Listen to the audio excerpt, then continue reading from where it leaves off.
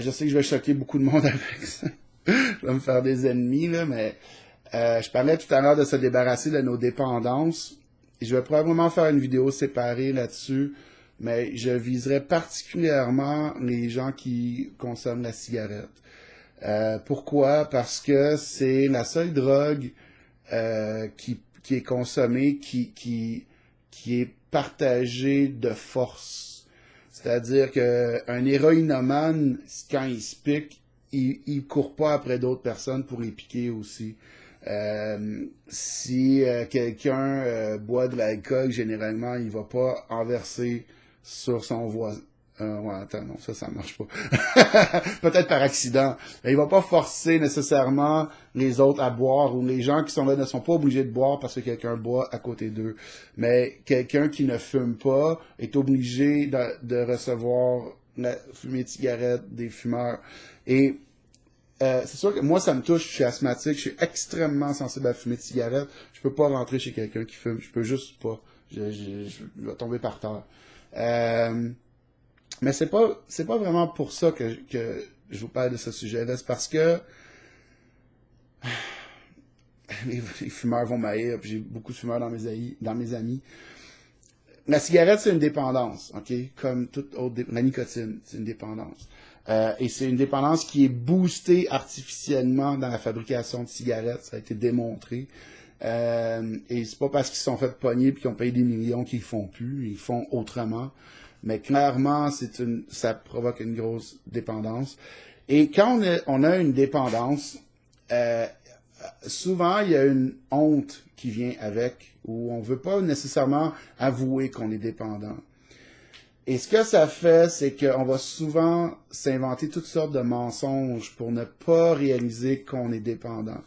Je vais vous donner un exemple que j'ai vécu je sais pas combien de fois avec des fumeurs. Moi, je fume pas, donc je pense pas à ces choses-là. C'est pas dans mon quotidien. Des fois, j'ai souvent été comme dans des groupes de musique, par exemple, avec des musiciens. Puis il y en a un qui va dire, ah, on prend-tu une pause? Il fait chaud dans le local. On va aller prendre un peu d'air dehors. Fait que moi, je me dis, hey, c'est vrai qu'il fait chaud dans le local. Oui, j'aimerais ça aller prendre de l'air dehors. J'arrive dehors, grosse fumée, puis je retourne dans le local parce que je peux pas rester dehors. À moins qu'il y ait vraiment un grand espace que je peux aller loin. Mais je peux pas rester dehors. Ou s'il y a un grand vent, puis je peux mettre comme dos au vent, puis que la fumée va dans l'autre. Mais je peux pas rester à côté de la personne dans ce cas-là, puis je me fais avoir, tu sais. J'avais un ami qui habitait un peu en dehors de Montréal, puis avant, il habitait à Montréal, mais il venait de déménager en dehors de Montréal, puis je me souviens, il dit, moi, ce que j'apprécie, c'est l'air pur, tu sais. Ah! Oh, Montréal, c'est pollué! Puis il habitait, on ouvrait sa porte, puis on faisait 3 pas, puis il y avait l'autoroute.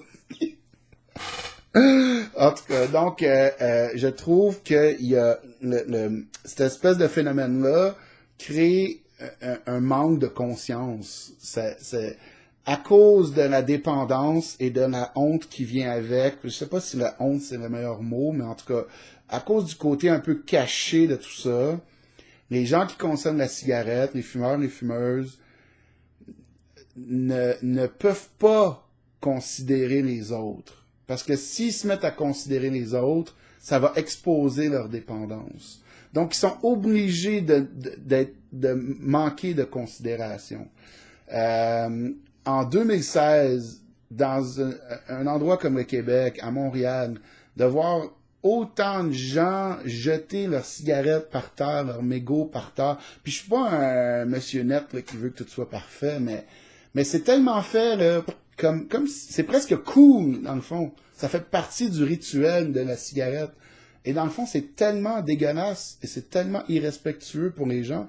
Mon chien s'est déjà brûlé parce que quelqu'un venait de jeter un mégot qui était encore allumé, puis mon chien l'a senti, puis s'est brûlé le nez avec.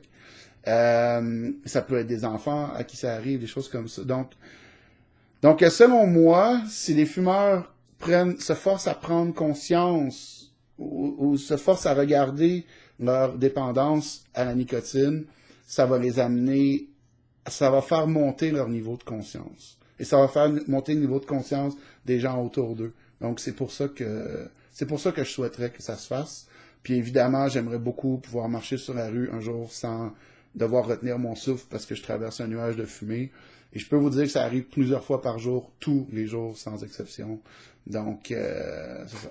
Donc, s'il y en a qui ont envie de passer à l'action et de changer leurs habitudes, ben, ce serait le temps. Puis je suis pas parfait, hein, moi, tu sais, j'ai des habitudes alimentaires douteuses parfois, mais j'ai jamais... si je mange une pizza, je cours pas après quelqu'un pour en pitcher une poignée en face. C'est ça la différence, dans le fond. OK. Est-ce qu'il y a encore du monde qui écoute? Oh my God, j'ai l'impression que je vais me faire détruire dans les commentaires. Je m'en fous! Wouhou!